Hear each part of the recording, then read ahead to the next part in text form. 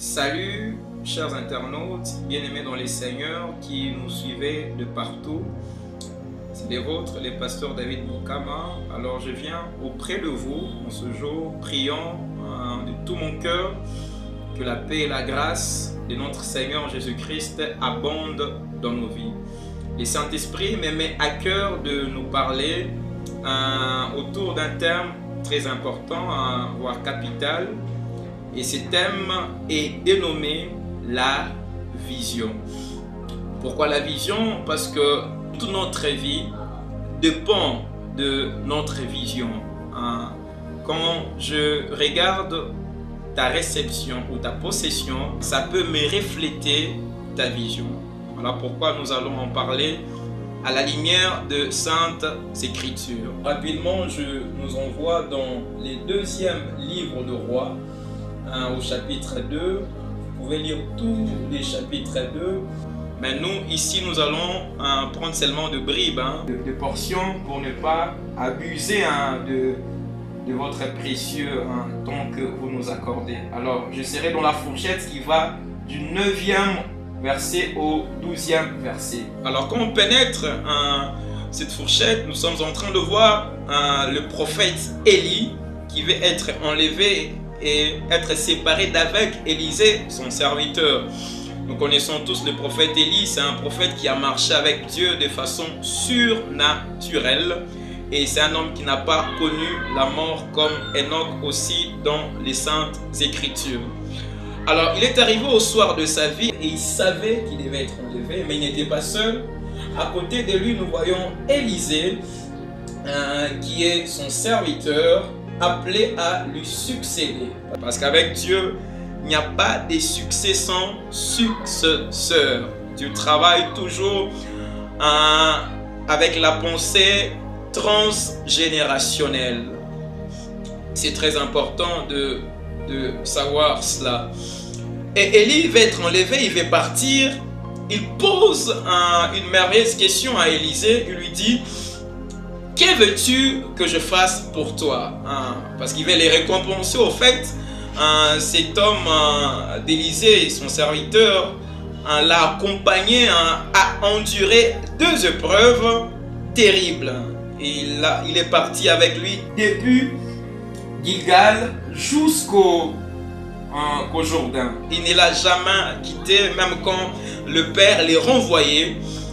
Élisée était toujours attaché à Élie, il était toujours auprès de lui. Donc la demande d'Élie ici, c'est le fruit de la persévérance d'Élisée. Bien-aimé, j'ouvre une parenthèse pour nous dire qu'il est certaines demandes, il est certaines faveurs, il est certaines portes qui ne vont s'ouvrir dans notre vie qu'après un temps de persévérance, un temps d'endurance, de constance dans l'œuvre des dieux.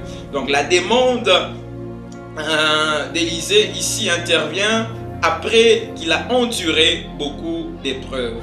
Élie lui dit: que veux-tu que je fasse pour toi? Il va répondre: je veux qu'il y ait sur moi la double portion de ton esprit. Mais face à cette demande abasourdissante, Élie va lui dire: tu me demandes une chose difficile. Je vais rester un peu ici d'abord sur le mot difficile. C'est la première fois quand j'ai lu l'histoire d'Élie et tous ces miracles qu'il a eu à opérer. C'est la première fois ici qu'il sorte le mot difficile de sa bouche. Bien-aimés dans le Seigneur, vous que nous suivez, je ne sais pas si vous connaissez cet homme d'Élie qui prononce ici les mots difficiles. Cet homme, c'est un homme à miracle, un homme surnaturel. Il a marché dans les surnaturels. Élie, c'était un homme à miracle, un homme surnaturel, supranaturel. Il a marché dans le surnaturel. Regardez, quand il est devant Akab, il a proclamé, il a déclaré en lui disant: la pluie ne tombera plus pendant 3 ans et demi, sinon à ma parole. Cela s'est passé ainsi. Voyez-vous, on le voit au mont Carmel, il a invoqué les feux qui est descendu du ciel. Voyez-vous, devant les prophètes de Baal et ceux d'Astarté qui étaient là et qui n'ont pas pu relever ces défis qu'Élie leur avait lancé. Et on voit Élie au torrent de Kison qui a égorgé tous les prophètes de Baal et ceux d'Astarté au nombre de 850. Donc un homme à miracle. On le voit au torrent de Kérit être nourri par des corbeaux et être abrévé au torrent de Kérit. On voit cet homme de Ri à Sarepta ressusciter un mort, les fils uniques de la veuve de Sarepta. Donc cet homme, c'était un homme surnaturel, il se plaisait, il jouait avec le miracle. Mais face à la demande d'Élisée, l'attitude et la réaction d'Élie m'abasourdissent.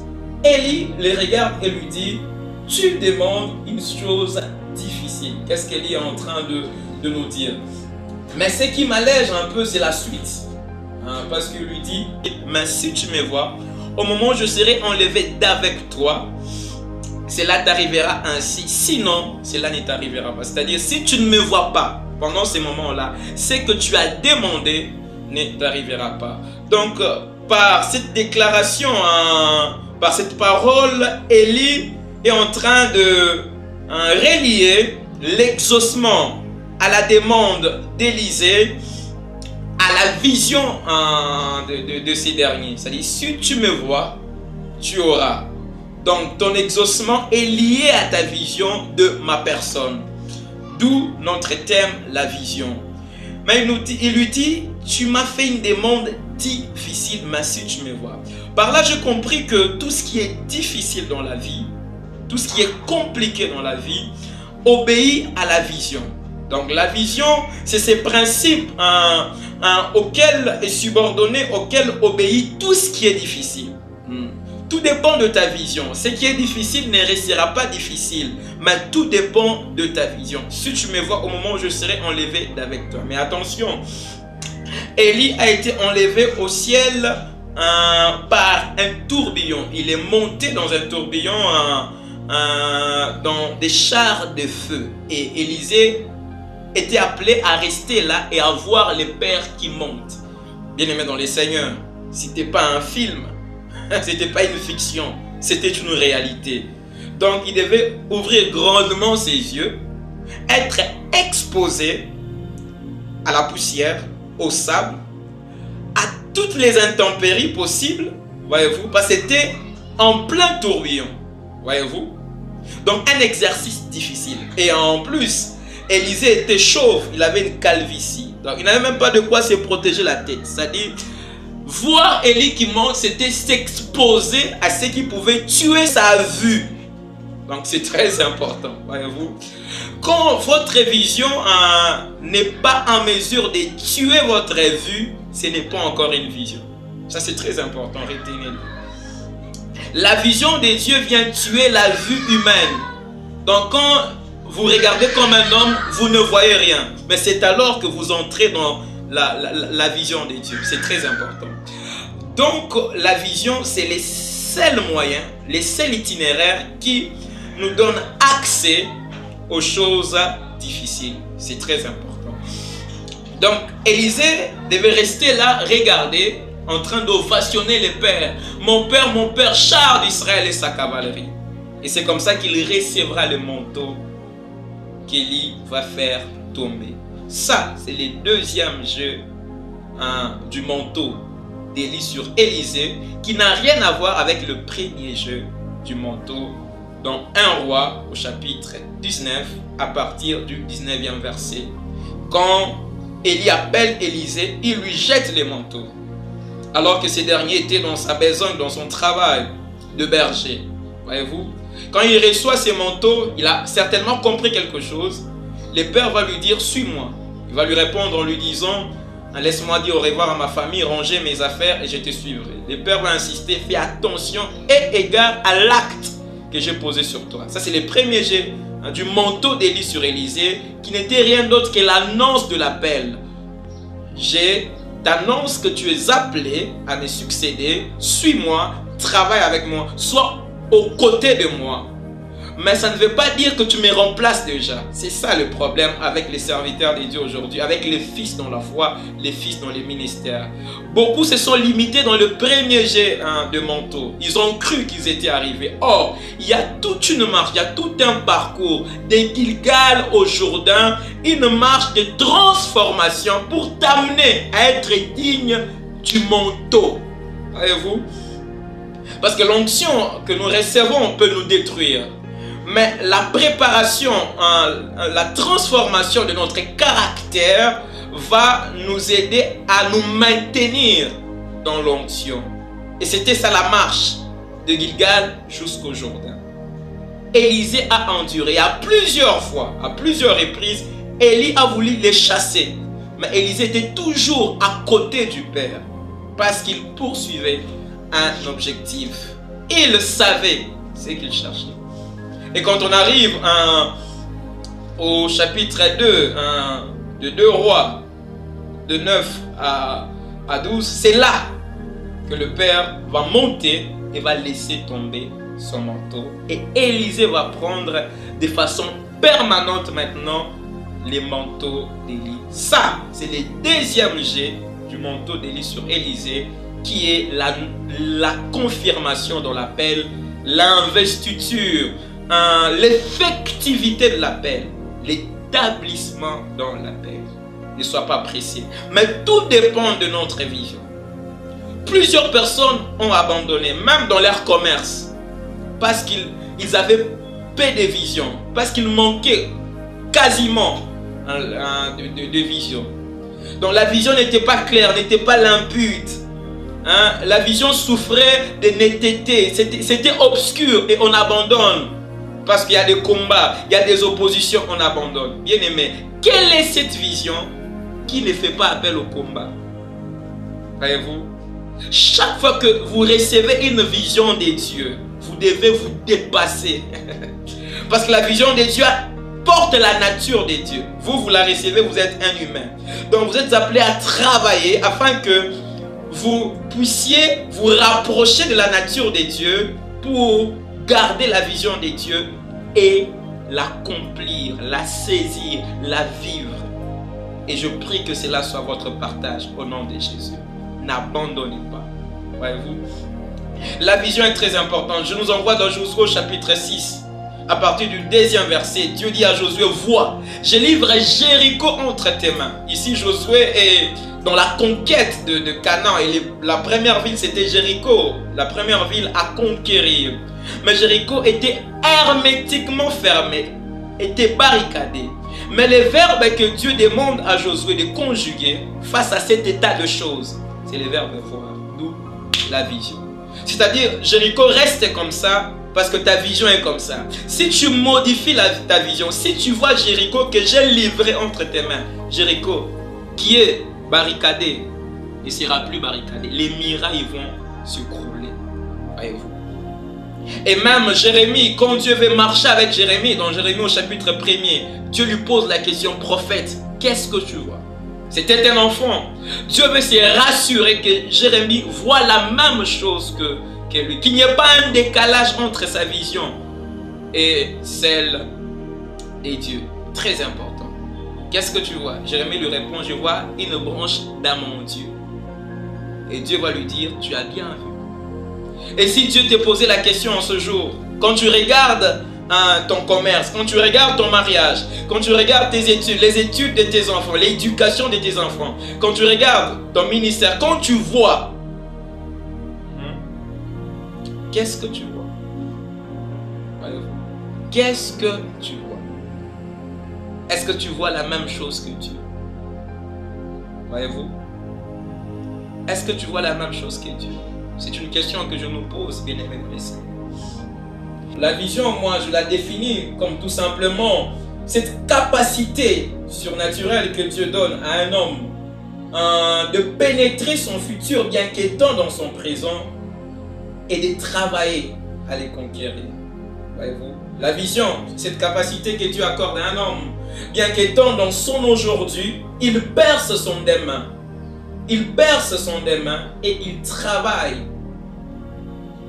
de manière à les conquérir. Il devait être focalisé sur un seul objectif, le Père qui s'en va, le Père qui monte, mais dans un tourbillon. C'est-à-dire au moment où il est difficile d'exercer la vision, au moment où il est difficile de maintenir une vue constante, c'est en ces moments-là qu'on attend d'Élisée de voir de façon constante et persévérante. Donc, la vision n'est pas aisée. La vision requiert toujours de sacrifice de notre part. La vision implique beaucoup de choses. Si tu te plais à voir ce que tu vois, peut-être ce n'est pas une vision. Toute vision qui vient des dieux, toute vision qui se veut être une vision, passez-moi cette redondance, et atteindre des grands objectifs, va toujours nous faire souffrir, va nous coûter toujours quelque chose. Je m'imagine Élisée en train de voir Élie qui monte dans un tourbillon. Il en souffrait parce que la poussière l'embrassait, les sables l'embrassaient et ses paupières étaient grandement ouvertes. Il ne pouvait même pas protéger ses yeux. Parce que s'il les protégeait, il ne serait plus capable de voir. Donc il s'est exposé au danger pour voir le Père qui monte. Il n'y a pas de vision sans prise de risques. Il n'y a pas de vision sans être confronté, sans être exposé au danger. Voyez-vous? Mais la vision, c'est le seul itinéraire qui peut vous permettre d'avoir accès aux choses difficiles. Donc c'est un peu ça dans ces textes. Élie dit à Élisée, si tu me vois. Une parenthèse. Il n'a pas dit à Élisée, si tu vois la double portion que tu m'as demandé. Il ne lui a pas dit, si tu vois mon habit. Non. Il lui a dit, si tu me vois, moi, mon être. Beaucoup de gens ne savent pas recevoir des dieux. Ça, c'est une parenthèse que j'ai ouverte. Parce qu'ils ne sont pas focus sur l'être, sur la personne des dieux, mais plutôt sur les avoirs des dieux. Voilà, voyez-vous. Cet homme attendait la double portion. Mais le Père ne lui dit pas, si tu vois la double portion, excusez-moi, ou bien si tu vois mon manteau pendant que je serai enlevé d'avec toi. Non, non. Il lui dit, si tu me vois. Donc, comme tu attends de recevoir de moi, vois-moi. Sois avec moi. Connais-moi. Aime-moi. Et tu recevras de moi. Beaucoup de gens ne reçoivent pas des dieux parce qu'ils n'aiment pas Dieu, parce qu'ils ne s'approchent pas des dieux, ils n'intimisent pas avec Dieu, ils ne savent pas voir Dieu, ils ne savent pas voir l'œuvre, ils ne savent pas contempler Dieu.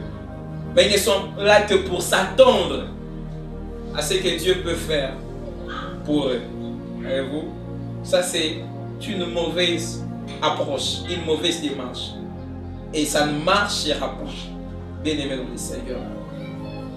Et une autre loi que je j'aimerais partager avec nous ici, c'est la loi de l'exposition. Voyez-vous, Élisée s'attendait à la double portion qui était une demande difficile. Mais le Père Élie va lui dire, si tu me vois au moment où je serai enlevé d'avec toi, c'est-à-dire si tu t'exposes à ce qui est difficile, si tu t'exposes au surnaturel, les surnaturels que tu as demandé deviendra naturel pour toi, c'est-à-dire sera ton partage, sera ta nature.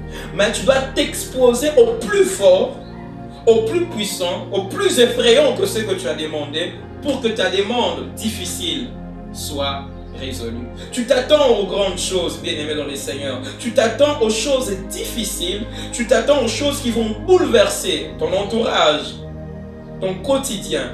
Mais à quoi tu t'exposes au quotidien? Tu ne deviendras que c'est à quoi tu t'exposes. Tu ne pourras reproduire que c'est à quoi tu t'exposes. Regardez Abraham dans Genèse au chapitre 13, à partir du 15e verset. Dieu lui dit, tous les pays que tu vois. Lui regarde au nord, au sud. Il lui montre tous les points cardinaux. Mais Dieu s'apaisantit sur un élément, la vision. Tous les pays que tu vois, je les donnerai à toi et à ta postérité. Attention. Ta vision engage même ta descendance, même ta postérité. Jouez avec tout, mais ne jouez pas avec la vision. Votre vision engage toute votre descendance, toute votre postérité. Votre postérité sera heureuse ou malheureuse, selon que votre vision a été. Ce qu'Abraham voit, ce n'est pas seulement à lui, mais c'est aussi à sa postérité. Voyez-vous? Mais combien de postérités souffrent aujourd'hui? Parce que les pères n'ont pas vu comme il fallait voir. Donc Dieu ne nous donne pas ce que nous avons. Dieu ne nous donne pas ce que nous possédons déjà. Dieu ne nous donne pas ce que nous pensons. Dieu nous donne ce que nous voyons. C'est très important. Voilà pourquoi fais attention à ce que tu vois. Soigne ta vie, Dieu. Voyez-vous? Que Dieu nous bénisse et qu'il bénisse. Bien-aimés dans les Seigneurs, je nous reviens pour nous faire part de quelque chose. Vous savez, depuis un certain temps, le Seigneur a déposé dans notre cœur ses fardeaux. C'est lui d'apporter sa parole à travers les hommes, c'est-à-dire à travers le média, les réseaux sociaux, afin que son peuple soit béni et que des vies soient sauvées. Mais nous réalisons que ces fardeaux, nous ne pouvons pas les porter seuls.